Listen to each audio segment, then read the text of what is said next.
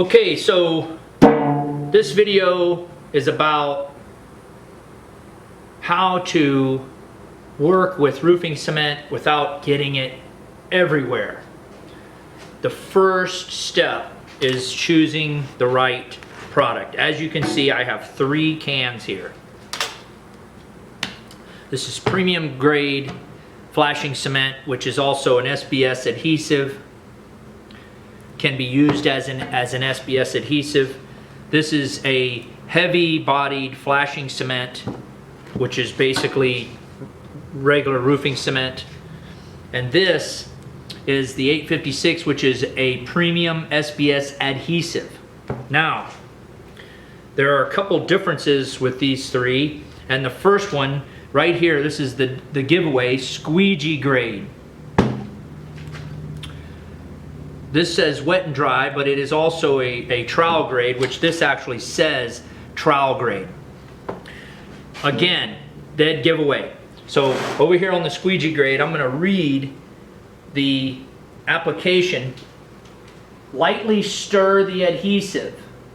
As soon as it said stir, that's a dead giveaway that you can just about pour this out. I'm going to read the application here on this Q5. Apply directly from container with a trowel or putty knife.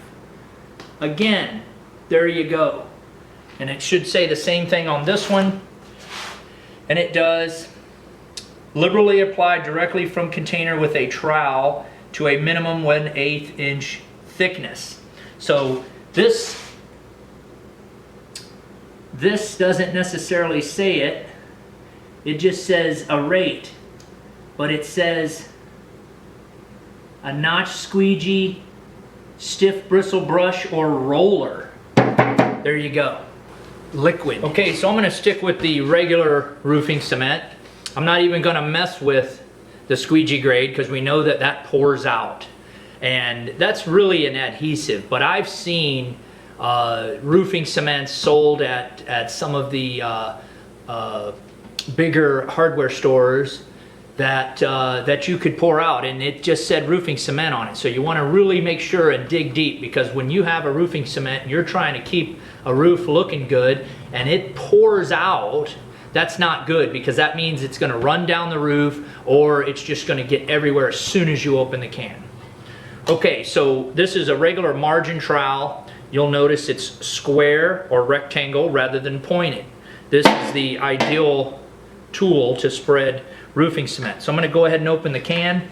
Again, this is another area where, you know, it's not just what you're using it for, but it's also after you use it. And you want to make sure you keep it in good standing when it's in your truck, when it's in your garage, when it's on the roof, everywhere. So you want to be able to put the can back on. You want to be able to put the can back on so it doesn't get everywhere.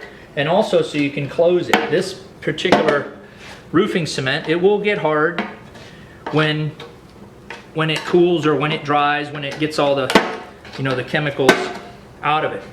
So now, keeping this in good shape here, that's going to put it back on the can, because what normally happens is that gets roofing cement on it, it starts to hang, and it gets on you.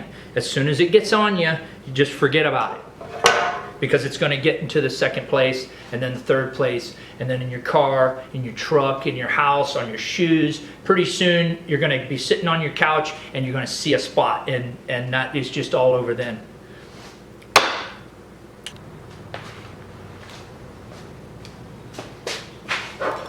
Okay, so once you get the lid off, you want to keep after this seal here, because I've seen where these break. It's got a little roofing cement on it and it hangs down, and then it gets on you, it gets on the trowel, it gets on your shoes, wherever. So you really want to pay attention to that too. And now I can put it back on the can and have it more or less sealed, and it's not necessarily going to prevent anything from drying too fast. But it will if you leave it long enough. But what it's going to do, it's going to close it so it doesn't ooze out if you're in a really hot environment. So before I get into working with that, I want to present a couple things. You've already seen my margin trowel. A rag, or rags plural, is a good thing to have. Gloves. Gloves are a good thing to have. Second time around, you get roofing cement on the handle, and you get roofing cement on you, and it's not that it's necessarily bad because you can get it off, but it keeps going. It's never ending. And then next is Gojo. I use regular Gojo to get tar off of me, off of other things. Once it gets on your clothes, you're pretty much done. But if you get it on something, normally regular Gojo won't hurt the thing you're trying to get it off from. That's important. Another thing is there's what we call roofing cement in the tube. Now this is exactly the same as the Q20 that I just showed you earlier. And this is ideal for repairing shingles because it only gets where you want it. So you can put some down and still work it with a trowel, or just put some under the shingle and push the shingle down. This is good too. And this is just another brand of roofing cement. KST Coatings brand. This is Tamco. So there's a couple of things to ponder. All right, so let's get some of this stuff out of the way. And what I'm going to do is we're going to mess around with this. Okay, so this is just some 30-pound, just for the purpose of this demonstration. Usually what I do is I put the trowel in forward. I grab a scoop. You see how hard that was? See, it doesn't run. Okay, now when you get it on you is when you do like that, because you go up and you go down and it flings, and you want to try to keep from doing that. One way is to go ahead and wipe it and get it on the back, because then you can just go ahead and apply it right to it. Okay, and then you want to, just like a paintbrush, keep it clean, because now it's on there. So now you got to watch out what you do with this, so you can again scrape it. See how it's now getting on the outside of the can? So you just want to keep it to a minimum. Just take your time, because this stuff will jump and get on you. That's what they say. It gets it just looking at it. So now you're going to spread it out, and again, you put too much, get rid of it. Get it back in the can. That's where it belongs. Okay, so that was basically a hard lesson, but you can see I just put a lot of roofing cement even by doing that, and that's going to go far. Just that one trowelful, and notice how my trowel just spreads it out real nice, because it's flat and it's not pointed. It's carrying it.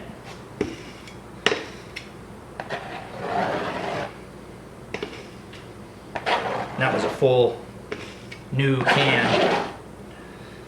Now I'm just putting it back. Get it off the center so I can put the lid back on. Okay, so now what do we do with the trowel? Well, a good place to put it, and when shingle wrappers nowadays, they come in plastic wrap. You can put the trowel in the plastic. We used to use paper a lot and just kind of wrap it up there. That's one way. Now you can put it back in your truck. You don't have to put it back in the can, but you can also just leave it on the side. And if you put the lid on right, you can just leave it in one of those grooves right there and put it down as far as you can. It all depends on when you're going to use this next. So if you're not going to use it for a while, it's better to go ahead and put it in the paper. If you're going to use it soon, see that seal is going to get, now it's got roofing cement on it. And just put the can back. See, now I can let it sit for as long as I need to, because the lid is still good. And then I can put this in my tool bag, tool bucket, tool whatever. You see there? I tried. Look at that. There it goes. There we go. We're getting started now.